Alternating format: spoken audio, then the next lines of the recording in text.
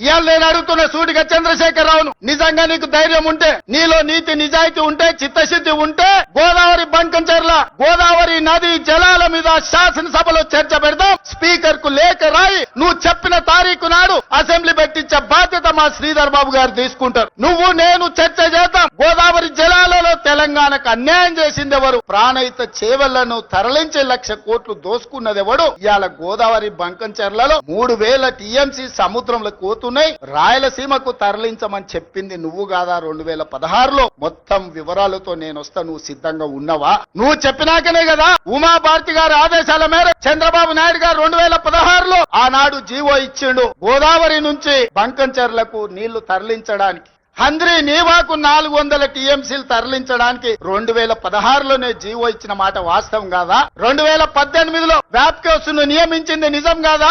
వ్యాప్కోస్ సంస్థ 400 టీఎంసీలు గోదావరి జలాలను హంద్రీ నీవాకు బంకచెర్ల ద్వారా తరలించడానికి ప్రాజెక్టు రిపోర్ట్ ఇచ్చిన మాట వాస్తవం కాదా? ఇవన్నీ నీ నాయకత్వంలో నువ్వు ఇచ్చిన బోడి ఉచిత సలహాలతోటి ఈ రోజు గోదావరిలో 3,000 టీఎంసీలు నీళ్లు సముద్రంలో పోతున్నాయని నీ దిక్కుమాలిన సూచనలతోనే ఈ రోజు ఈ దరిద్రం దాపరించిన మాట నిజం కాదా?